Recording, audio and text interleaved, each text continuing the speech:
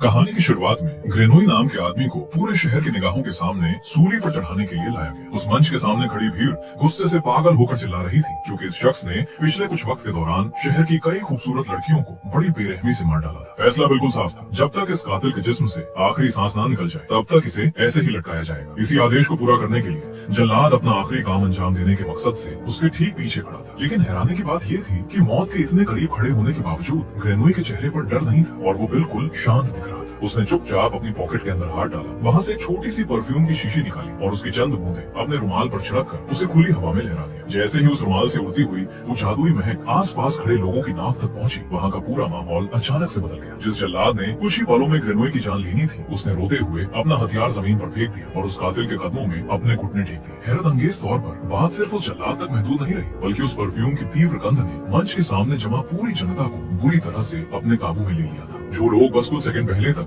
उस शख्स को मौत की गालियां दे रहे थे, वही लोग अब अपने आंसू बहाते हुए उसे एंजल ऑफ लव पुकार रहे थे। उस मैदान में खड़े अनजान लोग रोते हुए एक दूसरे को गले लगाने लगे, जहां हर किसी के चेहरे पर एक अजीब सा प्रेम और वासना का नशा छा गया था। यहाँ तक कि जो पड़ोसी सालों से एक दूसरे से नफरत करते आते थे, वो भी बिना किसी शर्म के एक दूसरे पर मोहब्बत लुटाने लगे। उस दिन उस मैदान में न कोई सामाजिक पाबंदी बची थी और न ही किसी तरह की शर्म। वहाँ बस जिस्म और चाहत का एक बेहिसाब समंदर उमड़ पड़ा था। इस मायूस कुन नशे का असर इतना गहरा था कि सामने खड़ा चर्च का पादरी भी उस बहाव में खुद को रोक नहीं पाया। अब तक वहाँ जमा पूरा नगर इस बात पर यकीन कर चुका था कि मंच पर खड़ा वो कातिल कोई आम शख्स नहीं, बल्कि खुद ईश्वर का भेजा हुआ एक पवित्र अवतार है। ऐसे में ये सवाल उठना लाजमी था कि आखिर उस एक छोटी सी परफ्यूम की शीशी में ऐसा क्या जादू था जिसने एक भयानक मौत की सजा वाले दिन को इस दर्जे के पागलपन में तब्दील कर दिया। इस अनसुलझे रहस्य का जवाब आज से कई सालों पहले पेरिस के एक इंतहाई बदबूदार फिश मार्केट की गलियों में छिपा था, जहाँ इस कातिल का पहली बार जन्म हुआ था। उस दिन की बात है जब उस फिश मार्केट की सड़ी हुई गंदगी और कचरे के ढेर के बीच एक औरत जमीन पर बैठकर मछलियां काटने का काम कर रही थी। काम के दौरान अचानक उसे पेट में बहुत तेज दर्द उठा, जिसके नतीजे में वहीं उस मछलियों के कचरे के बीच ग्रेनोई पैदा हुआ। लेकिन जन्म होते ही माँ की ममता दिखाने के बजाय उस औरत ने उस नवजात बच्चे को बेरहमी से लात मारकर दूर कचरे में फेंक दिया। दरअसल इस घटना से पहले भी वो औरत अपने 4 नवजात बच्चों को बिल्कुल इसी तरह पैदा होते ही मार चुकी थी। इसलिए उसने सोचा कि शायद ग्रेनोई भी उस कचरे के ढेर में घुटकर जल्दी मर जाएगा। मगर इस बार किस्मत को कुछ और ही मंजूर था, क्योंकि जैसे ही उस नवजात बच्चे ने मार्केट की उस भयानक और तीखी गंदगी को सूंघा, उसकी सांसें चल पड़ी और वो जोर जोर से रोने लगा। उस छोटे से बच्चे की तेज आवाज सुनते ही उसकी माँ पूरी तरह घबरा गई और पकड़े जाने के डर से तुरंत वहाँ से भाग निकलने की कोशिश करने लगी। हालांकि तब तक आसपास खड़े लोगों ने ये पूरा मंजर अपनी आंखों से देख लिया था, जिसके चलते उस मार्केट में जोरों का शोर मच गया। इस पूरी भीड़ भाड़ और हंगामे का नतीजा ये निकला कि वो कातिल माँ वही मौके पर पकड़ी गई और फिर कानून के मुताबिक बिना वक्त गवाए उसे उसी वक्त फांसी की सजा देकर मौत के घाट उतार दिया गया। अपनी माँ के मरने के बाद ग्रेनोई को कानूनन एक अनाथालय में भेज दिया गया, जिसकी कुर्ताधारता मैडम गेलार्ड नाम की एक अधेड़ उम्र की औरत थी। उस अनाथालय में पहले से ही इतनी भीड़ थी कि नए बच्चों के लिए अब कोई जगह नहीं बची थी। लेकिन चूंकि मैडम गेलार्ड सरकार के आदेश के खिलाफ भी नहीं जा सकती थी, इसलिए किसी तरह उसने वहाँ मौजूद कुछ लड़कों के बिस्तर पर ग्रेनोई को एडजस्ट करवा दिया। मगर अब सवाल उन लड़कों का था जो पहले से उसी बिस्तर पर सोते थे, क्योंकि नए बच्चे के आने से पैर पसारने तक की जगह नहीं बची थी। इस परेशानी से छुटकारा पाने के लिए बाकी बच्चों ने आपस में सलाह की और रात के अंधेरे में ग्रेनोई का मुंह दबाकर उसे मार डालने की कोशिश की। तभी अचानक मैडम गेलार्ड को इस साजिश का पता चल गया और एक बार फिर किस्मत से ग्रेनोई की जान बच गई। असल में वे अनाथ बच्चे ही मैडम गेलार्ड की कमाई का मुख्य स्रोत थे, इसलिए वो पूरा दिन उनसे मजदूरों की तरह काम करवाती थी। इसी अजीब सी कश्मकश में देखते ही देखते 5 साल गुजर गए। 5 साल का होने के बावजूद ग्रेनोई के मुंह से अब तक एक शब्द नहीं निकलता था और ऊपर से उसकी हरकतें भी किसी नॉर्मल बच्चे जैसी बिल्कुल नहीं थी। वो अपने आसपास की किसी भी चीज को ऐसे ध्यान से सूंघता था मानो वो कोई लजीज मिठाई हो। वक्त गुजरने के साथ उसकी अनोखी आदत और भी बढ़ती चली गई। अब हालत ये थी कि वो आंखें बंद करके भी दूर दूर तक की चीजों की गंध बड़ी आसानी से पहचान लेता था। कहाँ पत्थर पड़ा है, कहाँ मेंढक छिपा है, वो बस सूंघ कर सब बता देता। आगे चलकर कुछ सालों में उसने थोड़ा बहुत बोलना भी सीख ही लिया। जब वो 13 साल का हुआ तो अनाथालय में अब उसके रहने के लिए कोई कमरा नहीं था। मजबूर होकर मैडम गेलार्ड ने ग्रेनोई को एक चमड़े के व्यापारी के हाथों चंद पैसों में बेच दिया। उधर कुछ लुटेरे पहले से ही मैडम गेलार्ड के उन पैसों पर नजर गड़ाए बैठे थे। जब वो सौदे के पैसे लेकर वापस लौट रही थी, तभी रास्ते में उन लुटेरों ने उस पर हमला कर दिया और उसकी हत्या करके सारे पैसे छीन कर ले गए। खरीदे जाने के बाद ग्रेनोई को एक टैनरी में मजदूरी करने के लिए भेज दिया गया। उस दौर में चमड़ा बनाने वाली इन फैक्ट्रियों की हालत इतनी खराब थी कि वहाँ काम करने वाले इंसान की औसत उम्र सिर्फ 5 साल मानी जाती थी। वहाँ का माहौल घातक केमिकल्स, बदबूदार पानी और ऐसी गंदगी से भरा था जहाँ ज्यादातर लोग घुट घुट कर जल्दी मर जाते थे। एक दिन उस फैक्ट्री का मालिक किसी काम के सिलसिले में ग्रेनोई को अपने साथ शहर ले गया। शहर की भीड़ भाड़ के बीच वही पहली बार ग्रेनोई को ये अजीब सा एहसास हुआ कि ये जगह तो अनगिनत और नई खुशबुओं से भरी पड़ी है। हवा में हजारों तरह की अलग अलग स्मेल्स तैर रही थी, कहीं फूलों की, कहीं मसालों की, कहीं परफ्यूम्स की, तो कहीं आम इंसान इंसानों की। तभी अचानक उसकी तेज नाक ने एक ऐसी बेहतरीन खुशबू पकड़ी जैसी उसने अपनी पूरी जिंदगी में पहले कभी महसूस नहीं की थी। उस वक्त उसका मालिक पास ही एक परफ्यूम की दुकान के बगल वाले व्यापारी के साथ अपने डील में बिजी था। मौका पाकर ग्रेनोई उस अनजानी खुशबू को सूंघते सूंघते सीधा उस बड़ी परफ्यूम की दुकान तक जा पहुंचा। वहाँ उसने देखा कि अमीर लोग तरह तरह के महंगे परफ्यूम खरीद रहे हैं। उसी वक्त दुकानदार ने एक मोहतरमा को अपनी एक नई क्रिएशन सुनाई। उसकी महक से वो औरत इस कदर मंत्रमुग्ध हो गई कि उसने खुश होकर कहा, जनाब आप तो वाकई में एक शानदार कलाकार हैं। लेकिन ठीक उसी पल ग्रेनोई की नाक तक उस परफ्यूम से भी कहीं ज्यादा मोहक और असरदार खुशबू टकराई। ये खुशबू किसी बनावटी परफ्यूम की नहीं बल्कि एक जवान लड़की की थी जो वहीं गली में फल बेच रही थी। उस लड़की की महक ने उसे बिल्कुल पागल सा कर दिया, जिसके चलते वो बिना सोचे उसके बेहद करीब जा पहुंचा। अचानक उसे अपने इतना पास देखकर लड़की चौंकी और उसने डरते हुए पूछा, क्या आप फल खरीदना चाहते हैं? मगर ग्रेनोई बिल्कुल चुप रहा और बस उसे एक टक घूरता ही रहा। जब लड़की ने उसे फल देने के लिए हाथ बढ़ाया तो उसने फल लेने के बजाय सीधा उसके हाथों को कस के पकड़ लिया और उसे पागलों की तरह सूंघने लगा। उस अजीब हरकत से लड़की डर गई और अपना हाथ छुड़ाकर वहाँ से भाग निकली। लेकिन ग्रेनोई कहाँ रुकने वाला था। वो उसकी खुशबू का पीछा करते करते आखिरकार उसके घर तक जा पहुंचा। रात के अंधेरे में वो दबे पांव घर के अंदर दाखिल हुआ जहाँ वो लड़की बिल्कुल अकेली थी। जैसे ही उसने मुड़कर अपने पीछे ग्रेनोई को खड़ा देखा वो बुरी तरह घबरा गई और जोर से चीख पड़ी। उसकी आवाज सुनकर कोई वहाँ न आ जाए इसलिए ग्रेनोई ने घबराहट में जल्दी से उसका मुंह दबा लिया। तभी उस गली से एक अनजान कपल गुजरा और जब तक वो दोनों वहाँ से दूर नहीं चले गए ग्रेनोई ने उस लड़की का मुंह ठीक वैसे ही दबाए रखा। मगर इसका नतीजा ये हुआ कि सांस रुक जाने की वजह से उस बेगुनाह लड़की की वही मौत हो गई। ये देखकर ग्रेनोई को बड़ा अफसोस हुआ क्योंकि वो उस लड़की की जान नहीं लेना चाहता था। लेकिन थोड़ी ही देर में उसने महसूस किया कि मरने के बाद भी उस लड़की की स्किन से वो रेयर और बेहतरीन खुशबू उठ रही थी। उसने बिना वक्त गवाए उसे निर्वस्त्र किया और उसके बॉडी के हर हिस्से की खुशबू को जी भरकर अपने अंदर समा लिया। ये एक तरह से उसका पहला शिकार था। जब वो आधी रात को वापस फैक्ट्री लौटा तो उसके मालिक ने गुस्से में उसे पूरी तरह पीटा और धमकी दी कि अगर अगली बार बिना बताए गायब हुआ तो वो उसकी जान ले लेगा। मार पड़ने के बावजूद उस रात ग्रेनोई की आंखों में नींद नहीं थी। उसके जागने की वजह वो पड़ने वाली मार नहीं थी बल्कि उस लड़की की अद्भुत गंध थी जिसने अब उसे उसकी जिंदगी का एक क्लियर रास्ता दिखा दिया था। उसे पूरी तरह समझ आ गया था कि इस दुनिया में उसका जन्म आखिर क्यों हुआ है। वो जन्म से ही दुनिया की सबसे बेहतरीन खुशबू को पकड़ने और उसे हमेशा के लिए कैद करने के मकसद से ही पैदा हुआ है। उस दौर में पेरिस के अंदर करीब 1 दर्जन मशहूर परफ्यूमर हुआ करते थे। उन्हीं में से एक था इटालियन परफ्यूमर ग्यूसेप बाल्डनी, जिसकी आलीशान दुकान एक पुल के बिल्कुल बीचों बीच स्थित थी। करीब 3 साल पहले तक बाल्डनी इस धंधे के अकेले बादशाह माने जाते थे। लेकिन जैसे जैसे मार्केट में नए और मॉडर्न परफ्यूमर्स की एंट्री हुई बाल्डनी की दुकान लगभग सुनसान पड़ चुकी थी। इन दिनों पेरिस के बाजार में एक नए परफ्यूम ने बहुत धूम मचा रखी थी। ये वही परफ्यूम था जिसे ग्रेनोई ने फूल वाली लड़की से मिलने से ठीक पहले दुकान में महसूस किया था। हर कोई उसी नई खुशबू का दीवाना हो चुका था। अपने खोते हुए रुतबे को वापस पाने के लिए बाल्डनी ने भी उसकी खुशबू की कड़ी जांच की। उन्होंने पहचान लिया था कि उसमें नींबू के तेल, लौंग के रस और जाने किन किन छुपी हुई एलिमेंट्स का मिक्सचर मिला हुआ था। उन्होंने उस खुशबू को अपनी लैब में रिक्रिएट करने की कई बार कोशिश की लेकिन हर बार वो बुरी तरह फेल होते रहे। आखिरकार थक हार कर वो उस रात परेशानी की हालत में अपनी कुर्सी पर ही सो गए। तभी अचानक उनके दरवाजे पर दस्तक हुई। बाहर ग्रेनोई खड़ा था जो उनके ऑर्डर की हुई बकरी की खाल लेकर आया था। बाल्डनी ने दरवाजा खोलकर उसे अंदर आने को कहा। ग्रेनोई अंदर तो चला गया लेकिन उसकी बारीक नजर वहाँ रखी हर एक चीज पर गड़ी हुई थी। वहाँ मौजूद हर बोतल, हर छोटी शीशी और हर तरह के तेल को वो बस अपनी जगह खड़े खड़े एक एक करके सूंघता जा रहा था। इस दौरान बाल्डनी ने उस खाल की जांच की और सेटिस्फाई होकर बोले कि ठीक है लेकिन अभी वो उसके पैसे नहीं देंगे बल्कि कुछ दिनों बाद खुद फैक्ट्री आकर दे देंगे। ये सुनकर ग्रेनोई ने बहुत ही शांत लहजे में उनसे पूछा, क्या आप इस लेदर की स्मेल को हटाने के लिए परफ्यूम बनाने की सोच रहे हैं? ये सुनते ही बाल्डनी ने हैरानी से उस अजीब लड़के की ओर देखा और हामी भरी। इस पर ग्रेनोई आगे बोला कि अगर वो इजाजत दें तो वो वहीं रखे सामान से उनके लिए एक बेहतरीन परफ्यूम बना सकता है। बाल्डनी ये सुनकर हंसे और बोले, तुम्हें परफ्यूम बनाना आता है? ग्रेनोई ने इस पर कोई जवाब नहीं दिया। वो आगे बढ़ा और बस अपनी नाक के सहारे उन रखी हुई शीशियों से एक एक खुशबू उठाने लगा। उसने किसी लिखे हुए नुस्खे या फॉर्मूला का इस्तेमाल नहीं किया बल्कि बस अपने सूंघने की ताकत से उन इंग्रेडिएंट्स को एक के बाद एक आपस में मिलाता चला गया। कुछ ही देर बाद उसने जो मिक्सचर तैयार किया उसकी खुशबू इतनी अनप्रेडिक्टेबल और लाजवाब थी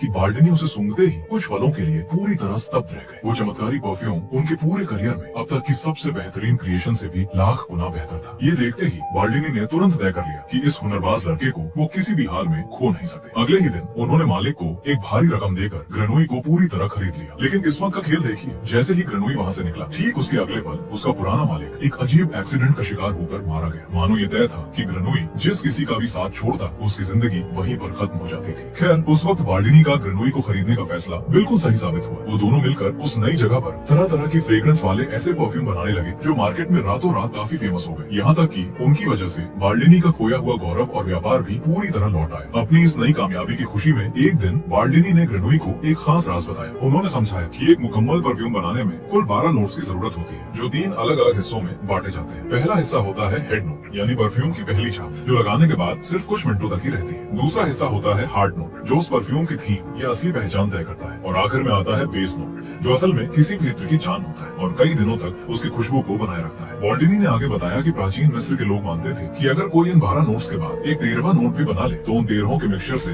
एक ऐसा जादुई परफ्यूम बनेगा जिसे सूंघते ही इंसान अपना आपा पूरी तरह खो बैठेगा। उसे लगेगा जैसे दुनिया की सारी खुशियां उसे एक पल में मिल गई, जैसे वो किसी स्वर्ग में आ गया हो। ये सिर्फ बनावटी बातें नहीं थी। कहा जाता था कि सदियों पहले ऐसा ही एक परफ्यूम किसी फिरौन के मकबरे में सचमुच मिला था, जिसे सूंघने वाले लोग एक स्वर्गीय अनुभूति में खो गए थे। लेकिन अफसोस, दुनिया में आज तक कोई भी मॉडर्न परफ्यूमर उस 13वें नोट को नहीं बना सका था। ये रहस्यमयी बात सुनते ही ग्रेनोई की आंखों में एक चमक आई और वो बोला, मास्टर, मैं वो 13वां नोट बनाऊंगा, बस आप मुझे ये सिखा दीजिए कि किसी भी चीज की खुशबू को कैसे प्रिजर्व किया जाता है। लेकिन बाल्डिनी ने इस बात पर कोई जवाब नहीं दिया। इस इनकार से ग्रेनोई अब अंदर ही अंदर परेशान रहने लगा, क्योंकि रात को सोते वक्त उसे हमेशा उस पहली लड़की के सपने आते थे और उसकी खुशबू के लिए वो अंदर से पागल हुआ जा रहा था। आखिरकार उसने मास्टर के सामने एक डील पेश की और कहा, मैं आपके धंधे के लिए जितने चाहे उतने परफ्यूम बनाकर दूंगा, बस एक बार मुझे खुशबू को कैद करने का आखिरी तरीका सिखा दीजिए। उसके अंदर उस कला को सीखने की ऐसी भूख थी कि आखिरकार बाल्डिनी को उसे सिखाना ही पड़ा। उन्होंने ग्रेनोई को सिखाया कि कैसे उबाल कर गुलाब के फूल की खुशबू को पानी में कैद किया जाता है। ये सीखते ही ग्रेनोई उसी प्रोसेस का इस्तेमाल करके आसपास की अलग अलग चीजों की खुशबू कैद करने की लगातार कोशिश करने लगा, पर बार बार फेल होने की वजह से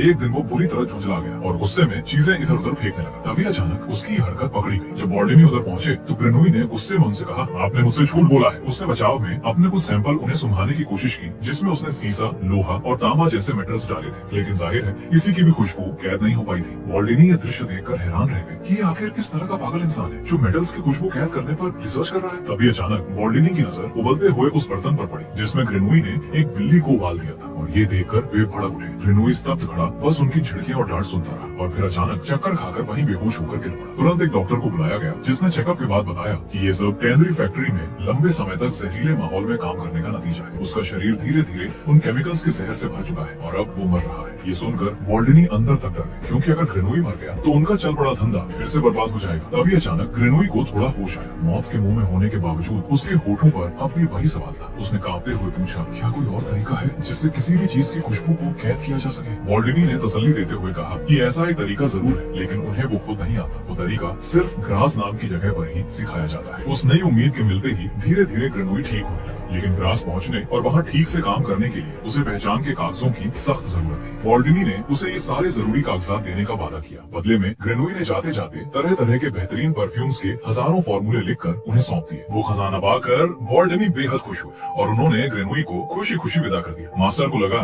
कि अब उनके पास पूरी जिंदगी की सक्सेस की चाबी आ चुकी है, लेकिन किस्मत को कुछ और ही मंजूर था। उसी रात अचानक नदी किनारे उनकी आलीशान इमारत ढह गई और बाल्डिनी उसी मलबे में बुरी तरह दबकर मारे गए। उधर ग्रेनोई अपना लंबा सफर तय करके कुछ दिनों बाद खुले पहाड़ों के बीच एक गुफा तक जा पहुंचा। शुरू में वो वहाँ बस एक रात रुकने के लिए गया था, लेकिन फिर वो वहीं का होकर रह गया, क्योंकि उस जगह पर उसके अपने कपड़ों के अलावा किसी भी बाहरी खुशबू का नामो निशान तक नहीं था। ना वहाँ इंसान था, ना जानवर, ना पेड़ और ना मिट्टी। वहाँ बड़े पत्थर भी जैसे पूरी तरह निर्जीव थे। उस अजीब खामोशी में उसे पहली बार बड़ा सुकून मिला, लेकिन थोड़े वक्त बाद उसने महसूस किया कि उसके अपने शरीर से किसी भी तरह की कोई खुशबू ही नहीं आती। उसने नहाया धोया, कई बार अपनी स्किन को जांचा, मगर कुछ महक नहीं आई। ऐसा लग रहा था जैसे वो महक के वजूद से ही खाली हो। ऐसा आखिर क्यों था? इसका जवाब शायद सिर्फ ग्रास में ही छिपा था, और इसलिए उसने एक बार फिर अपनी यात्रा उस शहर की ओर शुरू की जहाँ खुशबू को अमर बनाना सिखाया जाता था। जब वो आखिरकार ग्रास शहर के करीब पहुंचा तो अचानक उसे एक बग्घी दिखी, जिसके अंदर बिल्कुल एक अप्सरा जैसी लड़की बैठी थी। उसकी बेहतरीन खुशबू से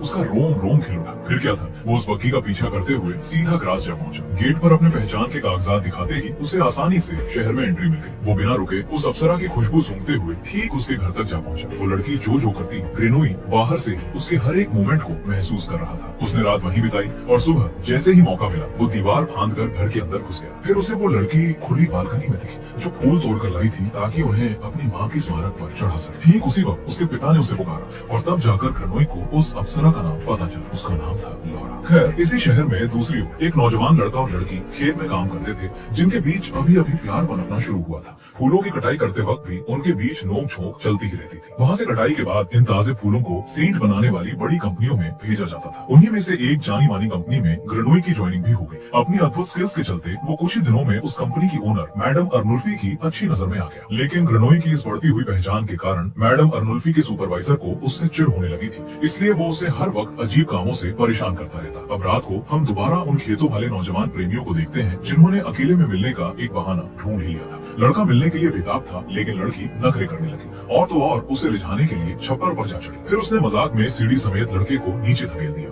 लड़का उससे गुस्सा हो गया और वहाँ से लड़की को उसी कमरे में बंद करके चला गया। हे वेट! अब लड़की ऊपर परेशान होकर चिल्लाने लगी और तभी किसी ने आकर उसके लिए छप्पर पर सीढ़ी लगा दी, लेकिन वो उसका बॉयफ्रेंड नहीं था। अगले दिन सुबह उस लड़की की लाश उस बड़े शीशे के टैंक में मिली जिसमें फूलों को उबालकर उनकी खुशबू निकाली जाती थी। मामला पूरी तरह सेट था, क्योंकि अब उसके जिस्म की खुशबू निकालने की प्रोसेस शुरू हो चुकी थी। तभी अचानक किसी के आने की आहट सुनकर ग्रेनोई ने उस टैंक को तुरंत एक बोरे से ढक दिया। बाहर एक वर्कर सुगंधित फूल लेकर आई हुई थी। इस बीच उसके अंदर ये जानने की बड़ी इच्छा जाग उठी कि आखिर इन फूलों से सेंट बनाया कैसे जाता है। वो ये देखने अंदर लैब में गई तो ग्रेनोई का दिल जोर जोर से धड़कने लगा। उसने तुरंत उस महिला को कुछ भी छूने से सख्ती से मना कर दिया। इतने में मैडम अर्नुल्फी भी वहाँ पहुँच गई। बॉयलर को इस तरह ढका हुआ देखकर उन्होंने सवाल किया। ग्रेनोई ने बचाव में कहा कि वो कंपनी के लिए नई खुशबू इजाद करने के लिए एक एक्सपेरिमेंट कर रहा है। ये सुनते ही सुपरवाइजर ने आगे बढ़कर पानी को सूंघ कर चेक किया, लेकिन उसकी एएम नाक को कोई गंध महसूस नहीं हुई। उसने ताना मारते हुए कहा कि तुम्हारा ये एक्सपेरिमेंट फेल है और इस पर अपना टाइम बर्बाद मत करो। लेकिन ग्रेनोई कहाँ रुकने वाला था। उसने अपने तरीकों को सुधारने के लिए एक वैश्य को हायर किया। अपने साथ वो किसी अनजान जानवर की चर्बी भी लेकर गया था। चर्बी देखते ही औरत परेशान हो गई कि आखिर ये आदमी क्या करने वाला है। ग्रेनोई ने शांति से बताया कि वो एक परफ्यूम बनाने वाला है, जिसके लिए उसे उसके बदन की खुशबू की जरूरत है। औरत पैसे के लिए मान गई। वहीं पर उस औरत का पालतू डॉगी भी ये सब देख रहा था। सब कुछ ठीक चल रहा था, लेकिन जैसे ही उस औरत ने ग्रेनोई के पास एक चाकू देखा, वो घबरा कर भड़क उठी। मजबूरन ग्रेनोई ने उस लड़की को वहीं ढेर कर दिया। फिर उसने बड़े सलीके से उसके सारे बाल काट दिए और उसके पूरे शरीर पर चर्बी की एक मोटी परत लगाकर उसे कपड़े में लपेट दिया। ये इसलिए ताकि कुछ घंटों में उस औरत के शरीर की सारी नेचुरल खुशबू उस चर्बी में समा जाए। ये प्रोसेस काफी लंबी और थकाऊ थी, लेकिन ग्रेनोई पूरी दृढ़ता और सब्र से करता रहा। कई घंटों के बाद उसने उस चर्बी को खुरच कर आराम से इकट्ठा किया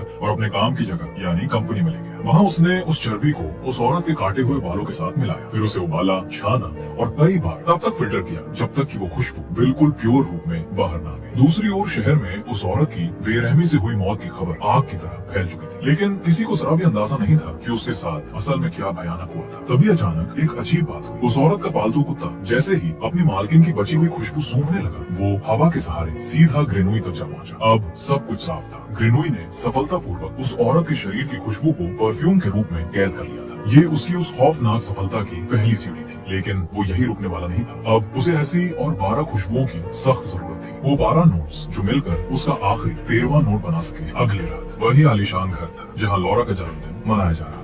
चारों तरफ रोशनी की रौनक और भीड़ थी। इसका फायदा उठाते हुए ग्रेनोई भी वहाँ मौजूद था। अपने अगले शिकार की तलाश में जब खेल के दौरान मोमबत्तियां बुझी तो लड़कियों ने लुक्का छिपी का एक खेल शुरू किया। इस खेल में लड़कों को अंधेरे में लड़कियों को ढूंढना था। इसी जगह पीछे एक छोटा भूल भुलैया भी था जहाँ लौरा और उसकी सहेलियां जाकर छिप गई। मौका देखते ही ग्रेनोई ने ठीक लौरा का पीछा किया। उसकी चाल धीमी, सटीक और बिल्कुल एक शिकारी की तरह थी, लेकिन उस रात भाग्य लौरा के साथ था और वो किसी तरह बच गई। खेल खत्म होने तक ग्रेनोई वहाँ से निकल चुका था, मगर जब सब मेहमान बाहर आए तो वहाँ अचानक एक सन्नाटा फैल गया। पता चला कि उस भूल भुलैया के अंदर से 2 कुमारी लड़कियां रहस्यमयी तरीके से गायब हो चुकी थी। असल में किसी की नजर से बचे हुए अब तक ग्रेनोई उन 2 लड़कियों की खुशबू निकालने की भयानक प्रोसेस शुरू कर चुका था। रात भर पूरा भूल भुलैया छान मारा गया, लेकिन वो दोनों कहीं नहीं मिले। अगली सुबह एक पुल के नीचे बहते पानी में उनकी तैरती हुई लाशें मिली। बाल उनके भी काटे हुए थे, शरीर नंगा था, जिसे देखते ही पूरे शहर में मौत का खौफ फैल गया। हालात को देखते हुए अदालत ने तुरंत कर्फ्यू लगाने की मांग उठी ताकि वो दरिंदा शहर की हदें पार करके भाग न सके। लेकिन वहाँ के कुछ लाला किस्म के व्यापारी इसका विरोध करने लगे, क्योंकि उनका कहना था कि कर्फ्यू लगा तो कारोबार पूरी तरह ठप हो जाएगा। जज ने भी उनकी हाँ में सिर हिलाते हुए कहा, इससे तो हमारा पूरा शहर ही दिवालिया हो जाएगा। लौरा के पिता ने उन्हें लाख समझाने की कोशिश की, मगर किसी ने उनकी एक नहीं सुनी। इस लापरवाही का नतीजा ये हुआ कि कुछ ही दिनों बाद एक और कुमारी लड़की गायब हो गई। फिर उसके ठीक अगले दिन एक चरवाहे की लाश खेत में फेंक दी गई। उसके भी बाल काटे गए थे और शरीर निर्वस्त्र छोड़ दिया गया था। इन नए शिकारों को मिलाकर अब तक 4 लड़कियां मारी जा चुकी थी। तब जाकर आखिरकार प्रशासन की नींद टूटी दी और शहर में सख्त कर्फ्यू लगा दिया गया। पुलिस को हर गली मोहल्ले में तैनात कर दिया गया, मगर इन पाबंदियों के बावजूद हत्याएं रुकी नहीं। ग्रेनोई एक के बाद एक खुशबू कैद करता जा रहा था। वो अब तक 5 नोट्स बना चुका था, 5 अलग अलग खूबसूरत लड़कियों की खुशबुओं से। कुछ ही दिन गुजरे कि छठी लड़की भी उसका शिकार बन गई। शहर में दहशत अब अपने चरम पर थी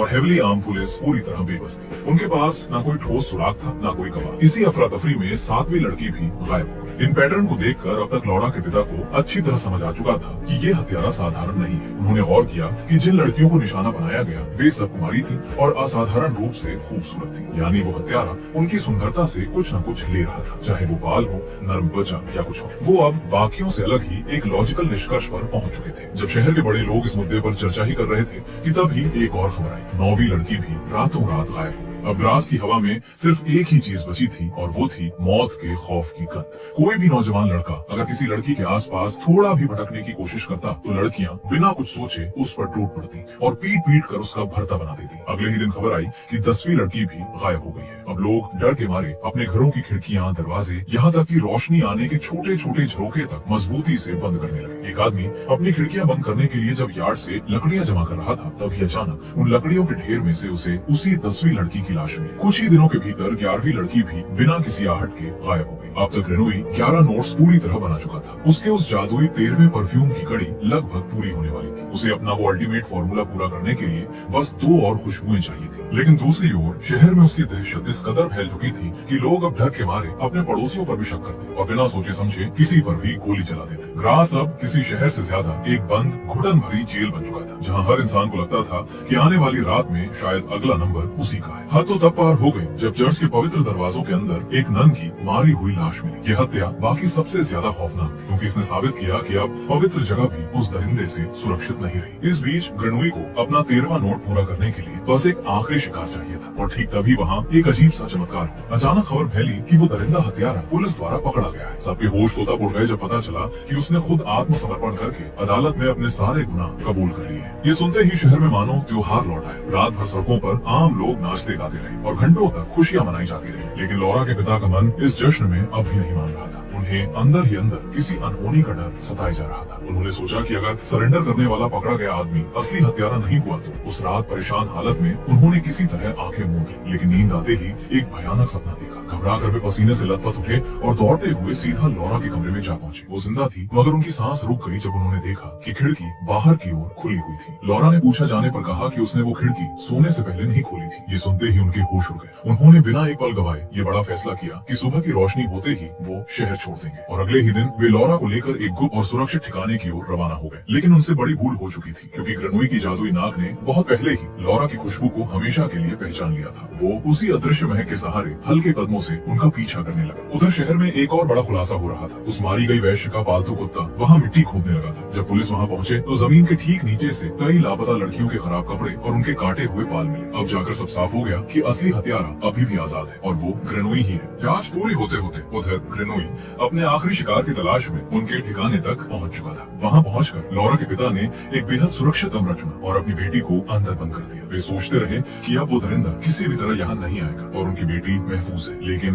उनसे एक बड़ी आखिरी गलती हो ही गई। उन्होंने जल्दबाजी में उस कमरे की चाबी ठीक बाहर वाली टेबल पर ही छोड़ दी थी। आधी रात का वक्त था, जब सब थकान से गहरी नींद में थे, तभी मौत का साया बनकर ग्रेनोई दबे पांव अंदर आया। उसने बाहर से चाबी उठाई, दरवाजा खोला और जो करने यहाँ आया था वो आखिरकार कर गुजरा। फिर बिना किसी निशान के हवा की तरह वहाँ से गायब हो गया। सुबह की किरण के साथ जब लौरा के पिता ने दरवाजा खोला तो सदमे में डूबी उनकी चीख पूरे घर में गूंज उठी। उनके सामने बिस्तर पर लौरा मृत और पूरी तरह निर्वस्त्र पड़ी थी। दर्द और गुस्से में उन्होंने तुरंत अपने आदमियों को भेजा, ढूंढो उस दरिंदे को, चाहे जहाँ भी छुपा हो ढूंढ निकालो। उधर अपनी जीत में खोया ग्रेनोई अपनी लैब में आखिरी 13वां नोट पूरा एक्सट्रैक्ट कर चुका था। उसने जतन से इकट्ठा किए हुए उन 12 नोट्स को जब 13वें नोट के साथ जोड़ा, तब जाकर उसका परफेक्ट और स्वर्गिक परफ्यूम तैयार हो। लेकिन उसी वक्त लौरा के पिता के आदमी उसी ठिकाने पर पहुंच गए। आखिरकार वो दरिंदा पकड़ा गया। जब उस रात जेल में उससे बुरी तरह पीट कर पूछा गया कि उसने लौरा को क्यों मारा, तो उस अधमरे शख्स का बस एक ही जवाब था, मुझे उसकी जरूरत थी। और अगले कई दिनों तक जितनी बार भी उससे सवाल पूछा गया वो उतनी ही शांत और मुर्दा आवाज में यही दोहराता रहा। और इस तरह कहानी ठीक उसी पल पर वापस आती है जहाँ से शुरू हुई थी। ग्रास शहर का मंच जहाँ उसे सूली पर चढ़ाया जाना था। जब ग्रेनोई ने वो परफ्यूम हवा में लहराया तो सिर्फ जनता ही नहीं बल्कि लॉरा का पिता भी तलवार लेकर आगे बढ़ा, पर उस खुशबू का गुलाम बन गया। तलवार जमीन पर गिर गई